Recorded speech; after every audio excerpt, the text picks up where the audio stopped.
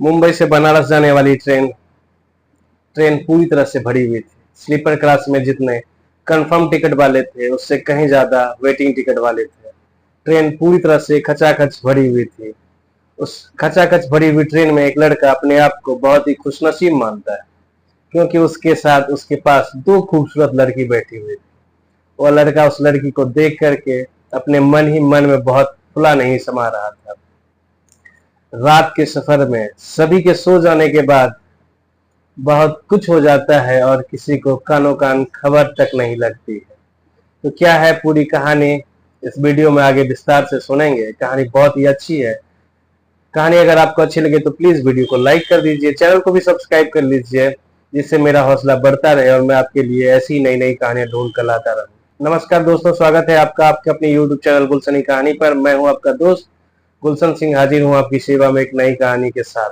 मुंबई के लोकमान्य तिलक टर्मिनल से गोरखपुर के लिए एक ट्रेन खुलने वाली होती है। उस ट्रेन में कंफर्म टिकट वाले से कहीं ज्यादा वेटिंग टिकट वाले थे। वेटिंग वाले जिनको जहां जगह मिली वह वहीं बैठ गए फर्श में, दरवाजे पे। ट्रेन बिल्कुल खचाखच भरी हुई थी। ट्रेन में अंदर जाने की जगह नहीं थी, लोग किसी तरह से अंदर आ जा रहे थे। उसी ट्रेन में एक महिला यशोदा देवी अपनी दो बेटियां रेखा और रिया के साथ ट्रेन में सवार होती है। यशोदा देवी की टिकट कंफर्म थी, उनका बर्थ नंबर 34 था, जो मिडिल वाली बर्थ होती है। उनकी दोनों बेटियों की सीट कंफर्म नहीं थी, उनकी वेटिंग टिकट थी। तीनों आकर के उसे सीट के पास बैठ जाते हैं। नीचे वाली जो लोअर सीट है वह एक लड़का जिसका नाम शिवा है, उसका कंफर्म टिकट है। वह तीनों माँ बेटी उसी शिवा वाली सीट पर आकर के बैठ जाते हैं। ट्रेन वहां से खुलती है। ट्रेन अपनी रफ्तार में चलती रहती है। कुछ देर के बाद यशोदा देवी उस लड़के से कहती है, बेटा क्या तुम इधर आकर के बैठ जाओगे, मुझे थोड़ी घबराहट हो रही है, गर्मी लग रही है। तो वह लड़का शिवा खुश हो जाता है, क्योंकि उसे उन दोनों खूबसूरत लड़कियों के साथ में बैठने का मौका जो मिलने वाला था।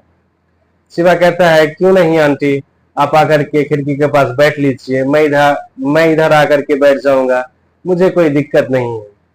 इस बात से उनकी दोनों बेटियां थोड़ी नाराज हो जाती है और कहती है कि पापा इसी का टिकट निकाल रहे थे। तो माँ कहती है कि नहीं, उसमें मेरा दम घुटता है, और जब स्लीपर में टिकट हुआ है तो इनको घबराहट हो रही है, गर्मी लग रही है। उसके बाद शिवा इधर रेखा के साथ सट करके बैठ जाता है। और भी एक आदमी था, कुल मिलाकर के उस सीट पे 5 आदमी बैठे थे। अब बिल्कुल भी जगह नहीं थी। रेखा अपने लिए जगह बनाने का प्रयास करती है, पर वह जगह बना नहीं पाती है, क्योंकि वहां जगह ही नहीं थी। उसके बाद रेखा कहती है कि इस रेल में कितनी भीड़ है, इतनी गर्मी है, हम लोग बनारस तक कैसे पहुंच पाएंगे पता नहीं। शिवा कहता है कि इस ट्रेन में भीड़ तो होती ही है, और गर्मी का मौसम है तो थोड़ी परेशानी तो होगी ही। ऐसे ही एक बार मैं तो बाथरूम में बैठ करके घर गया था। भीड़ बहुत होने के कारण कहीं जगह नहीं मिली थी और मेरा टिकट भी कंफर्म नहीं था, तो मैं बाथरूम में ही बैठ करके चला गया था। जैसे ही यह बात शिवा ने बोला, सभी हंसने लगते हैं और रेखा कहती है कि छी भैया, आप कैसे ट्रेन के बाथरूम में बैठ करके चले गए। शिवा कहता है कि कहीं जगह मिल नहीं रहा था, बहुत भीड़ थी। वह टॉयलेट के लिए गया, वहां थोड़ा सा रिलैक्स महसूस हुआ, आराम समझा, तो वो वहीं बैठ गया और उसी तरह से बैठा हुआ ही अपने घर को चला गया। शिवा की इस बात से सभी मजे लेने लगे, सभी हंसने लगते हैं। उसके बाद ट्रेन एक छोटे से रेलवे स्टेशन पर रुकती है। शिवा स्टेशन पर इमरजेंसी खिड़की की तरफ से ही बाहर निकल जाता है और जाकर के पानी की बोतल लेता है और पीने लगता है। रेखा के पास में भी जो पानी था वो खत्म हो चुका था। वो घर से जो पानी लेकर के चली थी, गर्मी के मारे सभी पी लेते हैं। उन लोगों को भी प्यास लगी हुई थी। तो रेखा देखती है कि शिवा बाहर पानी की बोतल से पानी पी रहा होता है। तो रेखा खिड़की से बाहर झांक करके देखती है, शिवा को आवाज लगाती है, भैया सुनो, भैया सुनो। पर शिवा उसकी तरफ नहीं देखता है, वह नहीं सुन पाता है। तभी रेखा जोर से कहती है, ओ बाथरूम वाले भैया। यह सुनकर के शिवा घूम जाता है और रेखा की इस बात से सभी शिवा की ओर देखने लगते हैं। शिवा उसके पास आता है, पूछता है क्या बात है। रेखा कहती है कि ये पैसे ले लो और मेरे लिए भी 2 बोतल पानी ला दो। शिवा पानी लेकर के आता है। ट्रेन खुल जाती है। वह दौड़ करके दरवाजे पर चढ़ता है और कुछ 10 मिनट के बाद उस सीट पर पहुंच पाता है। पानी की बोतल रेखा को देता है और रेखा से कहता है कि यह क्या तरीका है बोलने का, यह भी कोई बुलाने का तरीका है। रेखा कहती है कि मुझे आपका नाम तो पता ही नहीं था, मैं आपको आवाज लगा रही थी, आप सुन नहीं रहे थे, तो मुझे जो याद था मैंने वही आपको आवाज लगा दिया। सभी आपस में हंसते रहते हैं और बात करते रहते हैं। शिवा ने रेखा को अपना नाम बताया कि मेरा नाम शिवा है। उसके बाद सभी आपस में बैठ करके बात करते रहते हैं। ट्रेन अपनी रफ्तार में चलती रहती है। अंधेरा छाने लगता है। रेखा घर से लाए हुए खाने का सामान बाहर निकालती है और शिवा से पूछती है कि आप खाना लेकर के आए हो। शिवा कहता है कि नहीं, आप लोग खाना खा लीजिए, हमें कोई दिक्कत नहीं है। रेखा कहती है कि मैं आपसे पूछ रही हूँ क्या खाना लेकर के आए हो। शिवा कहता है कि खाना तो लेकर के आया हूँ, पर आप लोगों के सामने थोड़ा खाने में शर्मा रहा हूँ। क्या पता आप लोग खाते भी हैं कि नहीं खाते हैं, मुझे कुछ ठीक नहीं लग रहा है, इसीलिए आप लोग पहले खा लीजिए, मैं बाद में खा लूंगा। तो रेखा कहती है ऐसा क्या लेकर के आए हो जो हम लोगों के सामने दिक्कत हो रही है। शिवा कहता है कि मैं चिकन बिरयानी लेके आया हूँ। रेखा कहती है कि हम लोग को कोई दिक्कत नहीं है, हम लोग तो खाते ही हैं, सिर्फ माँ नहीं खाती है। उसके बाद शिवा अपना खाना निकालता है। वह रेखा से कहता है कि आप भी थोड़ा लीजिए। रेखा कहती है कि आप पहले मेरी रोटी ले लीजिए, फिर मैं आपकी बिरयानी ले लूंगी। तो सभी मिलकर के आपस में खाना बांट करके खाने लगते हैं। खाना खाने के बाद यशोदा देवी को थोड़ा आराम करने की आवश्यकता होती है। वो बोलती है कि बेटा तुम मेरे बीच वाले सीट पर चले जाओ, मैं तीनों माँ बेटी किसी तरह से इसी एक सीट पर लेट करके चली जाऊंगी, मैं थोड़ा लेटना चाहती हूँ। तो शिवा कहता है कि कोई बात नहीं आंटी, आप ऊपर वाली सीट पर जाकर के लेट जाइए, आराम कीजिए, मैं यहीं नीचे आराम से बैठ जाऊंगा, हमें कोई दिक्कत नहीं है, और रात में जब जरूरत होगी तो मैं नीचे फर्श पर सो जाऊंगा, हमें कोई दिक्कत नहीं है, मैं बाथरूम में भी बैठ के चला जाता हूँ। शिवा हंसते हुए कहता है। शिवा के बाद से सभी हंसने लगते हैं। रेखा कहती है कि अब इस बात को बार बार ना बोलो, खाना खाने के बाद तुम उल्टी करवाना चाहते हो क्या। यशोदा बीच वाली सीट पर जाकर के लेट जाती है और आराम करने लगती है। उसके बाद शिवा और रेखा आपस में बात करते रहते हैं। बात करते करते रात हो जाती है। रेखा की बहन रिया उसी सीट पर लेट जाती है। अब किसी तरह से रेखा और शिवा बैठ करके बात कर रहे थे। उसके बाद शिवा देखता है कि लगभग उस ट्रेन में सभी सो गए थे, सभी लेट गए थे, जिनको जहां जगह मिली थी सभी लेटे हुए थे। रेखा की भी आंखें भारी होने लगती है, वह भी नींद में आने लगती है। तो शिवा उसके पीछे से हाथ करके पकड़ लेता है कि कहीं वह नींद में गिर ना जाए। जैसे ही शिवा ने रेखा की कमर पर हाथ लगाया, रेखा की आंख खुल जाती है। शिवा से कहती है कि तुम यह क्या कर रहे हो। रेखा और शिवा दोनों की धड़कनें तेज हो जाती है। शिवा कहता है कि आप नींद में कहीं गिर ना जाओ, इसलिए मैंने पीछे से आपको पकड़ लिया कि आप आराम से सो सको, पर आपको अच्छा नहीं लगा तो मैं अपना हाथ हटा लेता हूँ। उसके बाद रेखा थोड़ी मुस्कुरा देती है। रेखा के मुस्कुराने का शिवा मतलब समझ जाता है कि उसे परमिशन मिल गई है। उसके बाद वो अच्छी तरह से रेखा को कमर पर हाथ रख के पकड़ लेता है, पर उन दोनों को नींद नहीं आती है। उसके बाद फिर वह दोनों आपस में बात करते रहते हैं। दो अनजान व्यक्ति धीरे धीरे एक दूसरे के प्यार में जो आने लगे थे। रेखा भी मन ही मन शिवा को पसंद करने लगती है और शिवा भी रेखा को पसंद करने लगता है। धीरे धीरे रेखा उससे पूछने लगती है कि तुम क्या करते हो, तुम्हारा घर कहाँ है, तुम्हारे घर में कौन कौन है, तुम्हारे माता पिता कैसे हैं। शिवा रेखा को अपनी सारी बात बताता है, वह कहाँ काम करता है, उसके परिवार में कौन कौन लोग हैं, उसका गांव कहाँ है। यह सब बातें हो ही रही थी कि उसके बाद यशोदा देवी उठ जाती है और देखती है कि शिवा और रेखा शायद बात कर रहे हैं। तो वह रेखा से कहती है कि तुम ऊपर आकर के लेट जाओ, मैं नीचे आके बैठ जाती हूँ। रेखा अपनी आंख बंद करके सोने का नाटक करने लगती है। शिवा यशोदा से कहता है कि नहीं नहीं, ऐसी कोई बात नहीं है, आप आराम से लेट जाइए, मैं यही नीचे फर्श पर लेट जाता हूँ। और वह फटाक से नीचे फर्श पर लेट जाता है। यशोदा देवी शिवा से कहती है कि नीचे तुमने कुछ बिछाया भी नहीं है, जूते चप्पल हैं। शिवा कहता है कि आंटी हमें कोई दिक्कत नहीं है, आप आराम से सो जाओ और इनको भी सोने दो। यशोदा फिर से अपनी सीट पर लेट जाती है। शिवा नहीं चाहता था कि रेखा उसकी नजरों के सामने से उठ करके कहीं दूर जाए। कुछ देर तक तो दोनों बिल्कुल चुपचाप रहते हैं, पर कुछ देर के बाद रेखा शिवा का हाथ पकड़ती है और उससे पूछती है कि क्या तुम सो गए। शिवा कहता है कि नींद कहाँ आ रही है, बहुत ही धीरे धीरे दोनों बात कर रहे थे। उसके बाद रेखा उससे कहती है कि नीचे जो बैग पड़ा है उसे बाहर निकालो। शिवा उसको निकालता है। रेखा अपने बैग से एक चादर निकालती है और शिवा को देते हुए कहती है कि नीचे बिछा लो। शिवा चादर लेता है और उसे फर्श पर बिछा करके उसके ऊपर लेट जाता है। यह दोनों एक दूसरे को देखते रहते हैं और आपस में बातचीत करते रहते हैं। दोनों को नींद नहीं आती है। इसी तरह से ट्रेन अपने रास्ते चलते रहती है।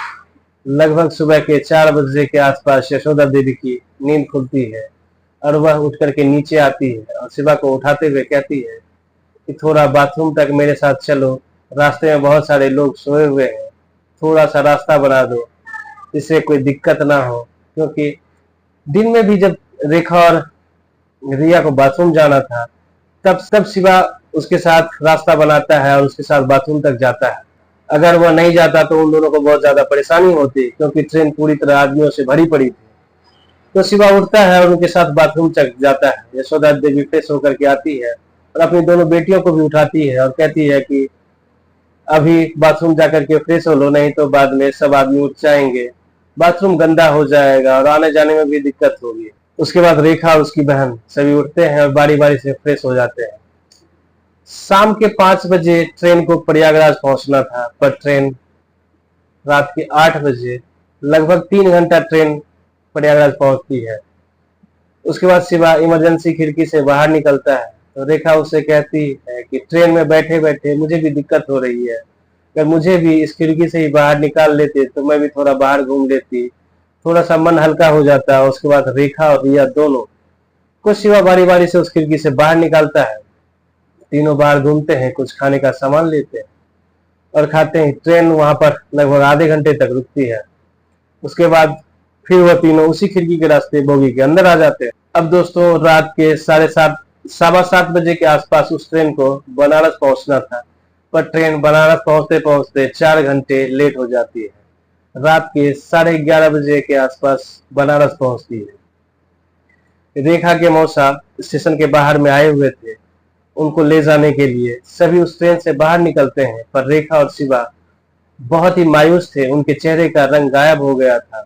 वह दोनों बिछड़ना नहीं चाहते थे, पर ट्रेन उनके गंतव्य तक पहुंच चुकी थी। जब सभी बाहर जा रहे थे तब यशोदा देवी शिवा से पूछती है कि बेटा तुम यहाँ से अपने घर कैसे जाओगे। शिवा कहता है ट्रेन बहुत लेट हो चुकी है, उसके गांव जाने के लिए कोई साधन तो मिलेगा नहीं, तो वह इसी रेलवे स्टेशन पर ही रात गुजार लेगा और सुबह यहाँ से गाड़ी पकड़ कर अपने घर को चला जाएगा, क्योंकि 30 किलोमीटर दूर उसका घर होता है।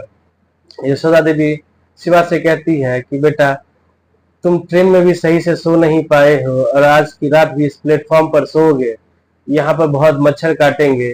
तुमने हमारे लिए बहुत कष्ट किया है, क्योंकि तुम्हारी तो सीट कंफर्म थी, लेकिन तुम नीचे फर्श पर सो करके आए हो और हम लोगों की मदद की है।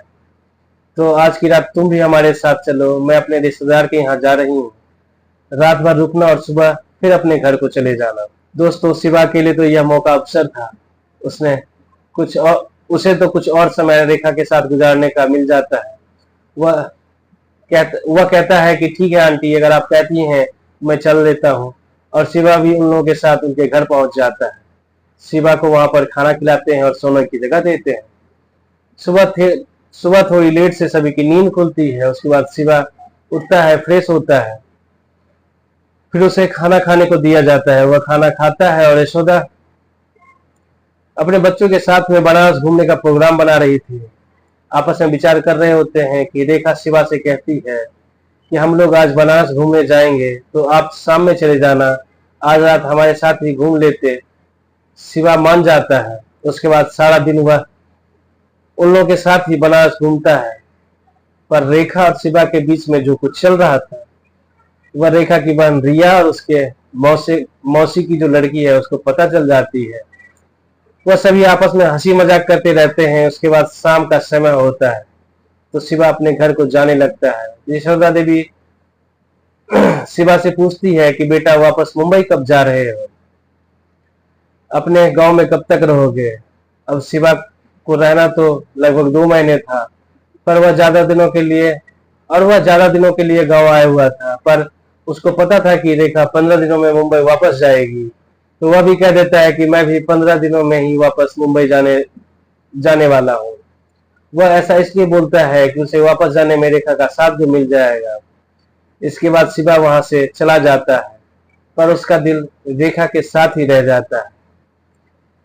शिवा अपने घर पहुंच जाता है पर उसका वहां मन नहीं लग रहा था। उसके बाद रेखा और शिवा फोन पर आपस में बात करते रहते हैं और ठीक 15 दिनों के बाद एक बार फिर से वह सभी बनारस रेलवे स्टेशन पर मुंबई जाने के लिए पहुंच जाते हैं। इस बार उन सभी का टिकट एसी क्लास में था, क्योंकि उन लोगों ने जो आते समय परेशानी झेली थी, इस बार उन्होंने उस गलती को दोहराने का नहीं सोचा और वापसी में अपने लिए एसी की टिकट करवाते हैं। रेखा और शिवा एक दूसरे से बहुत प्यार करने लगते हैं, पर उन दोनों के प्यार में परेशानी यह है कि शिवा आर्थिक तौर पर उतना संपन्न नहीं है जितना रेखा के घर वाले हैं। रेखा शिवा से शादी करना चाहती है, वह उसको पसंद करती है। रेखा के पिताजी की अच्छी खासी नौकरी है, उनकी सैलरी भी अच्छी है। वहीं शिवा मामूली 25-30 हजार की नौकरी करता है। वह दोनों आपस में शादी करना चाहते हैं। अभी तक तो उन दोनों का प्यार अधूरा ही है, जब तक उन दोनों के बीच शादी नहीं हो जाती है। और मैं आप लोगों से अनुरोध करता हूं कि कमेंट के जरिए हमें बताएं कि उन दोनों को क्या करना चाहिए, जिससे कि उसके घर वाले मान जाए और उन दोनों की शादी हो जाए। आप अपनी राय कमेंट बॉक्स में जरूर बताएं। तो यह थी आज की कहानी अगर आपको अच्छी लगी तो प्लीज वीडियो को लाइक कर दीजिए, चैनल को भी सब्सक्राइब कर लीजिए। नमस्कार, जय हिंद।